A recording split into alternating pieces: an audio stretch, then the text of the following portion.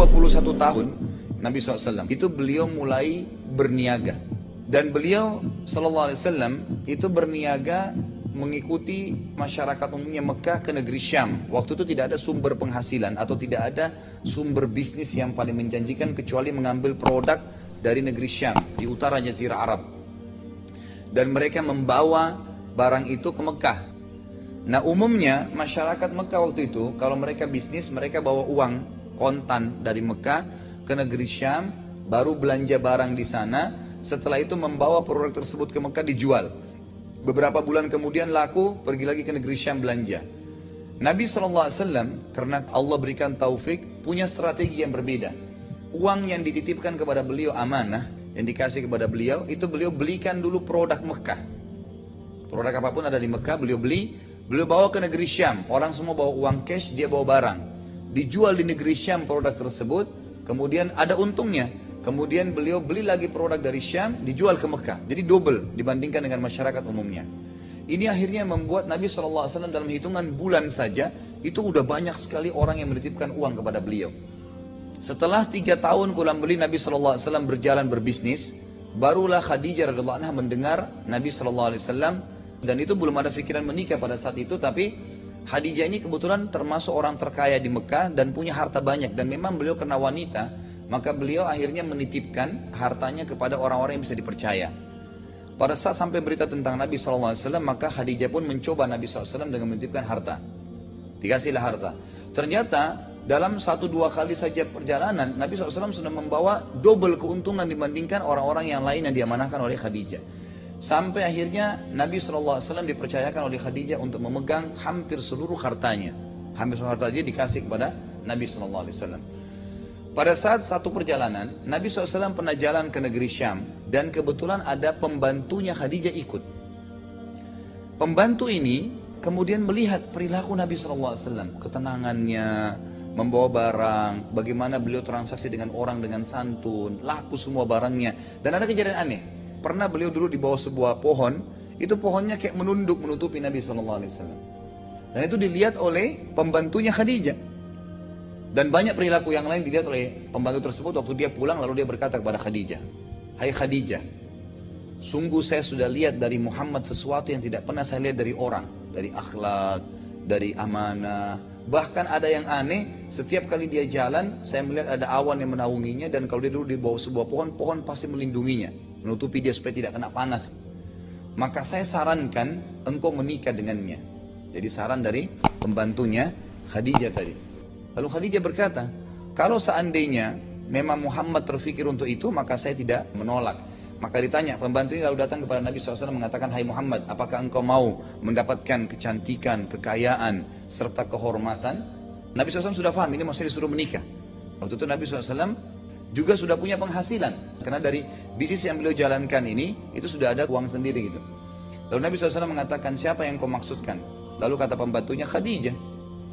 Khadijah kebetulan terkenal orang yang sangat menjaga fisiknya, amanahnya, kecantikannya terkenal luar biasa kan di masyarakat, dan cukup banyak orang yang melamar Khadijah tapi ditolak. Maka Nabi SAW pun mengatakan, "Baiklah, kalau Khadijah mau, maka saya juga mau." Disampaikanlah kepada Abu Talib, kemudian dengan Waraqah bin Naufal juga, ya ini sepupu daripada Khadijah, dan mereka sepakat, maka menikahlah keduanya. Pada saat itu umur, memang Nabi SAW dalam riwayat-riwayat yang lebih banyak diangkat oleh para ulama, umur 25 tahun. Jadi setelah 4 tahun berbisnis, harta Khadijah, barulah Nabi SAW menikah dengan Khadijah. Dan waktu itu umur Khadijah 40 tahun. Cukup banyak athar yang mengangkat, tapi ini semua karena tidak sahih, maka tidak kita bahas ya. Ada yang mengatakan Allah Azza wa Jal memberikan keawet mudaan kepada Khadijah. Karena dengan umur 40 tahun pun, itu Khadijah masih bisa melahirkan untuk Nabi SAW 6 orang anak. Nanti akan ada 2 laki-laki, yaitu Qasim dan Abdullah. Walaupun anak Nabi SAW 7 ya, karena anak yang satu namanya Ibrahim itu dari istri yang lain namanya Maria. Maria Qibtiyah, ada seorang wanita budak yang dihadiahkan dari Mesir, kemudian beliau bebaskan dan beliau nikahi. Kemudian ada 4 anak perempuan Nabi SAW yang masyhur, Ruqayyah, Ummu Kalthum, Zainab, dan Fatimah. Ini semua dari Khadijah dan semuanya masuk Islam tentunya. Baik, setelah menikah dengan Khadijah, Maka Nabi SAW makin mengembangkan usahanya. Dan perlu anda ketahui, Nabi SAW waktu menikah dengan Khadijah ini, beliau memberikan mahar Khadijah itu 20 ekor unta. Satu ekor unta, kalau kita hitung harganya sekarang sekitar 20 juta rupiah misalnya. Kan sapi saja sudah 10 jutaan atau lebih. Unta lebih mahal gitu kan.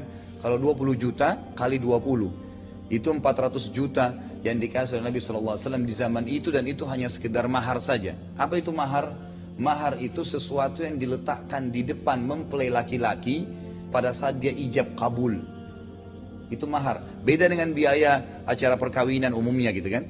Tapi ini diberikan oleh Nabi SAW. Ini juga sekaligus membantah banyaknya orientalis. Orientalis ini orang-orang barat yang belajar Islam untuk mencari kelemahan Islam.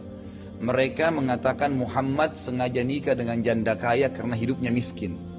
Dan ingin membiayai hidupnya. Padahal sebenarnya salah. Nabi SAW saja memberikan mahar sampai 20 ekor unta.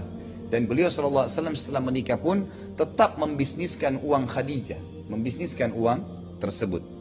Ada juga sebuah kisah di sini. Kalau anda ingin tahu kenapa Nabi SAW diberikan julukan Al-Amin, orang yang terpercaya, ada alasannya. Nabi SAW sebelum menikah dengan Khadijah sudah berbisnis. Dan ada beberapa produk beliau di Mekah waktu itu, beliau sempat tawarkan di pasar Ukkaz namanya. Kalau kita dulu, sekarang juga sudah dihilangkan ya, di Mekah itu. Itu dulu wilayah pasar memang Ukkaz namanya, zaman Quraisy. Memang sudah pasar dari dulu gitu. Yang saya ketahui seperti itu ya, Allahu alam. Yang jelas di sini, Nabi SAW pernah berdagang di situ dan ada satu orang dari luar kota Mekah masuk beli barang Nabi SAW. Waktu sudah dibeli barang tersebut, maka orang itu berkata, "Hai Muhammad, saya titip dulu barang saya ini, saya akan tawaf." Baiklah, orang itu pergi tawaf.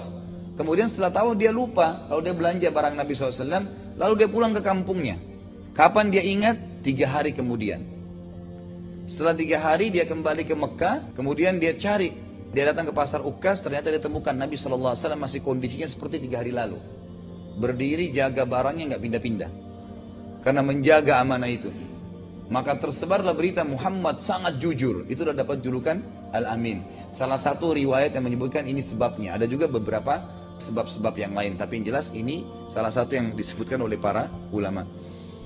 Setelah menikah dengan Khadijah, berjalanlah hidup beliau seperti biasa. Dan sementara menikah dengan Khadijah radhiyallahu anha, hidup beliau sangat bahagia dan beliau juga mendapatkan 6 orang anak. في القلب مشاعر أخفيها قد أشرقت الشمس عليها عن خطط لم أعبأ فيها بضياع بشتات من دون نعيم